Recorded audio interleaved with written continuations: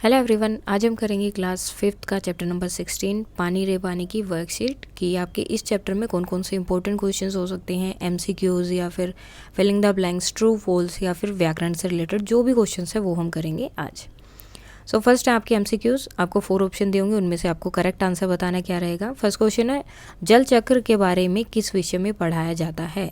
सो जल चक्र जो होता है ये कौन से में होता है, आपका भूगोल में। कुछ लोग अपने नलों के पाइप में क्या लगवाते हैं, सो क्या लगवाते हैं, मोटर। मोटर क्यों लगवाते हैं, ताकि उनके घर पे ज़्यादा पानी आए। आगे है असली गुल्लक और धरती रूपी गुल्लक में क्या समानता है। दोनों मिट्टी की बनी होती हैं, दोनों में पैसे रखे जाते हैं, दोनों में छिद्र होते हैं, दोनों गिरकर फूट जाती है। सो ये दोनों ऑप्शन तो नहीं है, ये दोनों हो सकती हैं क्योंकि धरती मिट्टी से बनी होती है और जो गुल्लक होती है, पहले जो गुल्लक होती थी वो मोस्टली जो है पिगी बैंक जिसे बोलते हैं वो मिट्टी की बनी होती थी। और दोनों में जो है छिद्र भी होते हैं, जैसे आप अपनी गुल्लक में। इसका ग वाला ऑप्शन ज़्यादा सही रहेगा क्योंकि जैसे आप अपने गुल्लक में पैसे डालते हैं उसके लिए एक छिद्र यानी कि एक छेद होता है वहाँ पर। सेम उसी तरह से जो धरती होती है उसके अंदर भी छोटे छोटे छिद्र होते हैं, जिसमें जो है पानी अगर उस पर धरती पे गिरता है तो वो वहाँ पर आसानी से उसके अंदर चला जाता है। सो ग वाला ऑप्शन इसके लिए ज़्यादा सही है। आगे है पानी की आपूर्ति के लिए किसका समुचित उपयोग किया जाना चाहिए। सो किसका होता है, जल चक्र का। अकाल और बाढ़ एक ही सिक्के की क्या है। अब देखो एक सिक्के के दो फेसेस होते हैं तो क्या हो गए, दो पहलू।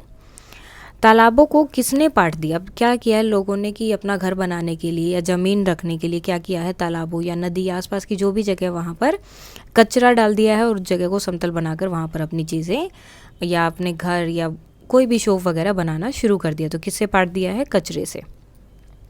अब यहाँ पर आगे आपका ट्रू फॉल्स, जो सही है उसके सामने सही और गलत है उसके सामने गलत। फर्स्ट क्वेश्चन है गर्मियों में नलों में पानी आने का कोई निश्चित समय नहीं होता। सो करेक्ट है कि कोई भी टाइम नहीं है, कभी सुबह आ रहा है, कभी रात को लेट आ रहा है। आज शहरी लोग अन्य चीज़ों के साथ साथ पानी भी खरीदते हैं, यह भी सही है।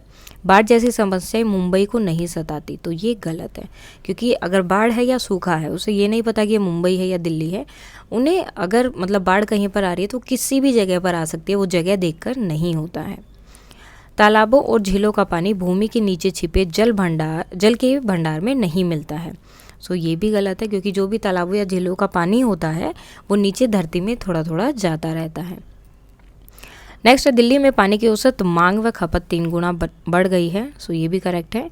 पानी में मोटर लगवाना आसपास का हक छीनने जैसा है। सो ये भी करेक्ट है। नल खोलने पर सूसू की आवाज़ तब आती है जब पानी नहीं आ रहा हो।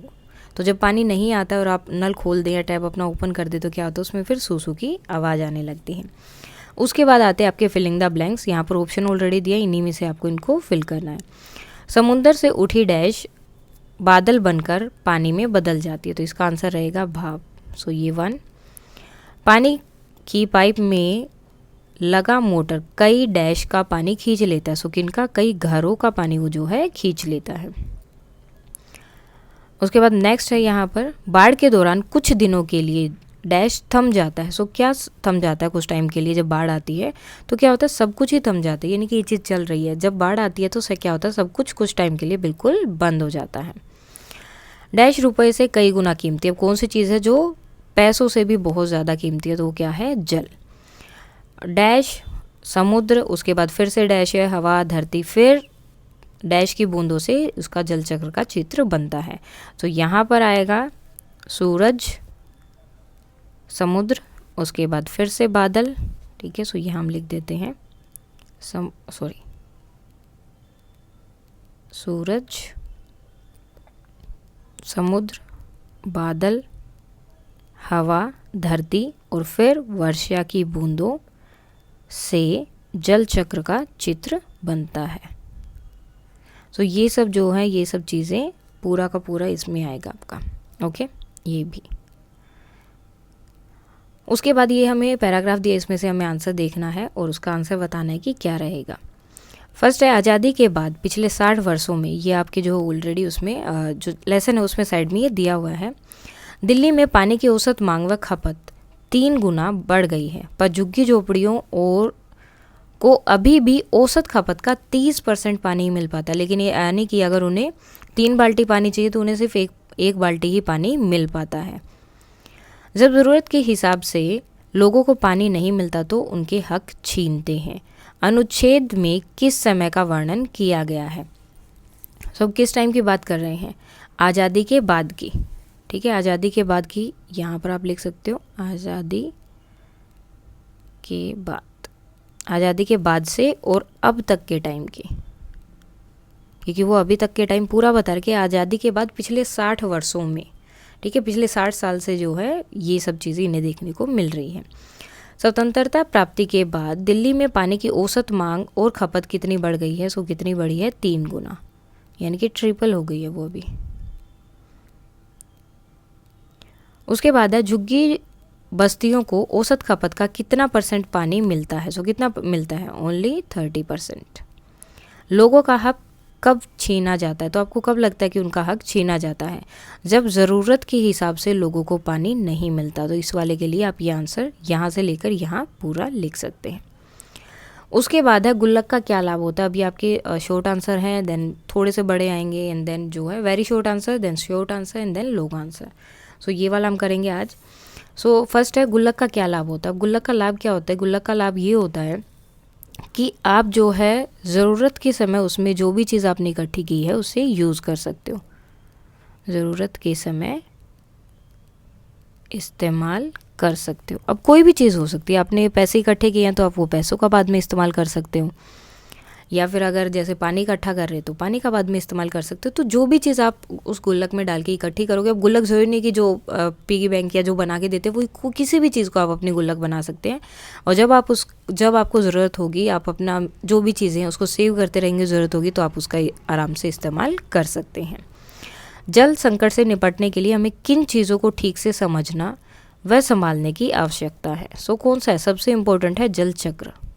अब जल संकट से आपको निकलना है तो इस चीज़ को आपको अच्छे से समझना पड़ेगा, और इसको जो है जैसे पानी का, जैसे कि अभी बारिश आती है, सो बारिश का पानी सीधा गटर में जाके नाले में जाता है, समुद्र में खराब।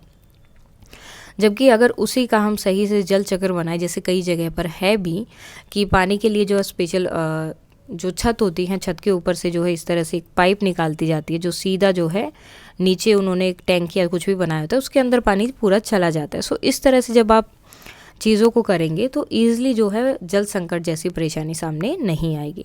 धरती की गुल्लक में क्या जमा होता है? तो क्या जमा होता है उसमें? पानी। भूजल भंडार का प्रयोग हम कब कर सकते हैं? सो कब कर सकते हैं? गर्मी के टाइम पर, गर्मी के समय, या फिर जब भी जल संकट हो, या फिर सूखा हो, सूखा या अकाल के समय, मतलब जब भी आपको ज़रूरत है उसकी, पूरे साल में जब भी आपको उसकी ज़रूरत होगी आप उसका भूजल भंडार का प्रयोग कर सकते हैं। पूरे वर्ष में भी आप लिख सकते हो एक सीधा सा आंसर कि पूरे वर्ष, बारिश के दिन तो मतलब जब बारिश का टाइम होता है तो पानी आ जाता है, लेकिन जब बारिश नहीं होती तब तो पूरे साल जो हम वो भूजल भंडार जो है उसका प्रयोग कर सकते हैं। पानी का कौन सा चक्र लोगों को परेशान कर रहा है? सो कौन सा चक्र है वो? जल चक्र। बिकॉज वो जल चक्र का ध्यान नहीं रख रहे हैं, उसकी वजह से पानी की परेशानी हो रही है। कहीं पर पानी कम हो रहा है, जहाँ पर जैसे रोड बना दिए गए हैं, जो भी समुद्र वगैरह, समुद्र, तालाब वगैरह या नदी थे उनको बंद कर दिया, वहाँ पर रोड बना दिए, तो पानी जो है बारिश का पानी नीचे ही नहीं जा पाता है, तो उसकी वजह से लोग जो है परेशान हो रहे हैं। और दूसरा रीज़न हो सकता है कि जैसे बहुत ज़्यादा बारिश आना या बहुत कम बारिश आना भी इसका एक रीज़न हो सकता है। आपके घर में नल के पाइप में मोटर लगवाना दूसरों को हक छीनने के बराबर है। सॉरी, अपने घर में। लेखक ऐसा क्यों मानते हैं? अब ऐसा क्यों मानते हैं? क्योंकि मोटर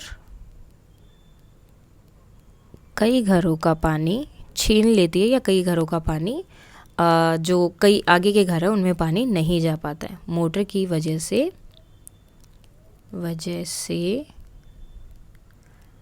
आगे के घरों को पानी नहीं मिल पाता है, आगे के घरों को पानी नहीं मिल पाता है।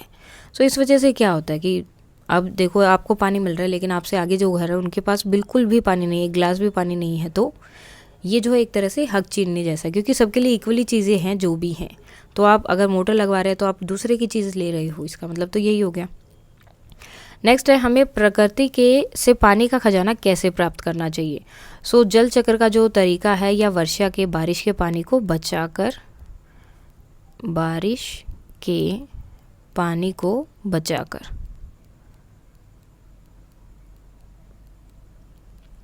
उससे जो है हम प्रकृति से जितना भी पानी हमें मिलेगा उसको हम अच्छे से प्राप्त कर सकते हैं।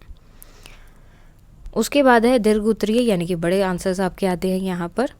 पुस्तक में जल चक्र के बारे में क्या क्या बताया गया। अब देखो उसमें क्या बताया गया था कि सबसे पहले क्या होता है आपका, समुद्र में पानी होता है, जैसे कि ये आपका समुद्र है, यहाँ पर सूरज होता है, इससे जो है धूप आती है, सो ये वाष्प बन के ऊपर बन जाता है, यानी कि भाप बन के ऊपर जाता है। देन इससे क्या होता है, बादल बनते हैं, और फिर क्या होता है, बादलों से फिर से बारिश आती है, और फिर से सेम प्रोसेस बार बार होता रहता है।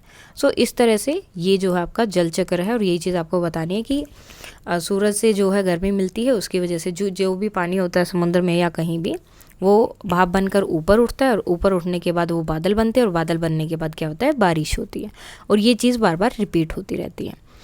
आगे है, नलों में पानी आने को लेकर कौन सी समस्याएं उत्पन्न होती हैं और हमारे उनका हम पर क्या प्रभाव पड़ता है। अब नलों में पानी के लिए क्या समस्याएं हैं। एक तो जो है पानी का कोई भी टाइम फिक्स नहीं है, पानी का समय नहीं है, किसी भी टाइम पानी आता है, कभी सुबह आ रहा है, कभी शाम को आ रहा है,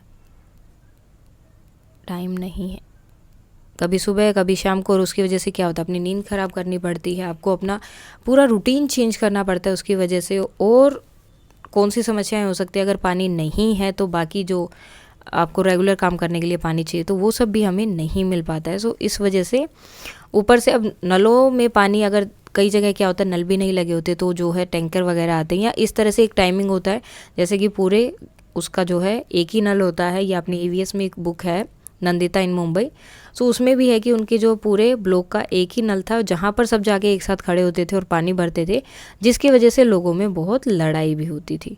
सो इस तरह से जो है बहुत सारी परेशानियाँ देखने को मिलती हैं। आगे, अकाल और बाढ़ एक ही सिक्के के दो पहलू हैं। अब दोनों एक ही सिक्के के पहलू हैं। अब कैसे, जैसे कि अगर बहुत ज़्यादा बारिश हो जाए तो क्या हो जाता है, बहुत ज़्यादा बारिश तो क्या होता है, बाढ़ आ जाती है। और बहुत कम बारिश हो तो क्या होता है, अकाल हो जाता है।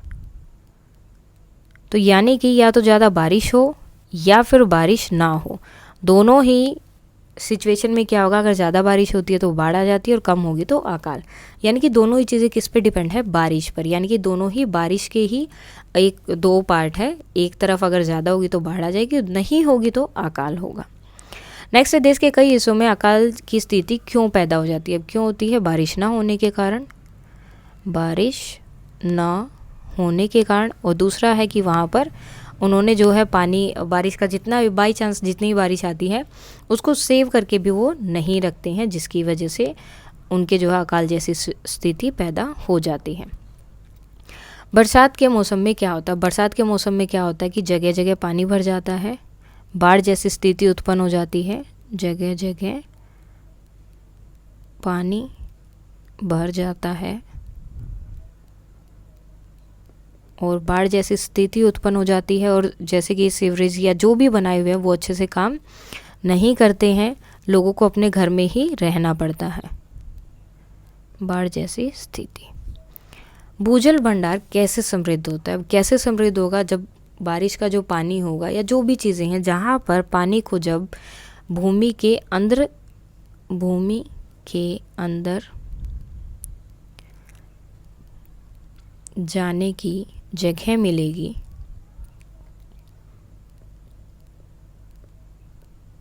तो ही भूजल भंडार जो है समृद्ध होगा जल को।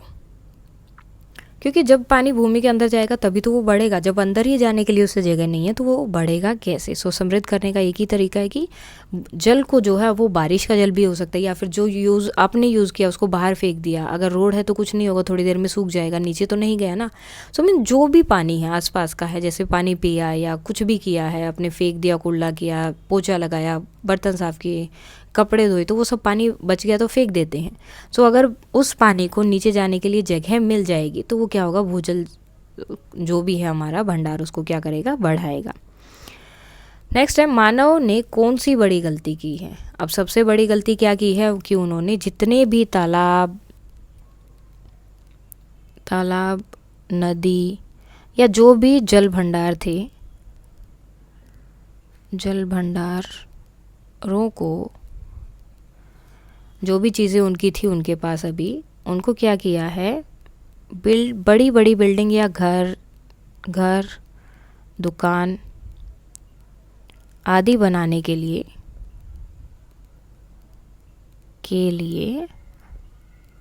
पाट दिया मीन्स एक तरह से बंद कर दिया है।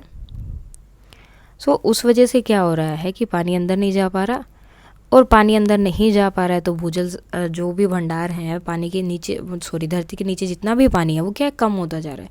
और जैसे जैसे वो कम होगा तो क्या होगा, पानी की परेशानियाँ उत्पन्न होगी, और जितनी परेशानी होगी उतनी ही प्रॉब्लम्स बढ़ती जाएगी, लोगों के बीच में लड़ाई होगी और वो सब चीज़ें होंगी। सो ये जो है इंसान की सबसे बड़ी गलती है जो उन्होंने की है। उसके बाद है भाषा आधारित प्रश्न, जो ग्रामर से रिलेटेड पोर्शन है, सो वो हम करेंगे कल। अगर ऊपर वाले में कोई डाउट है तो आप कमेंट करके बता सकते हैं। And that's all for today, and please like share and subscribe. Thank you.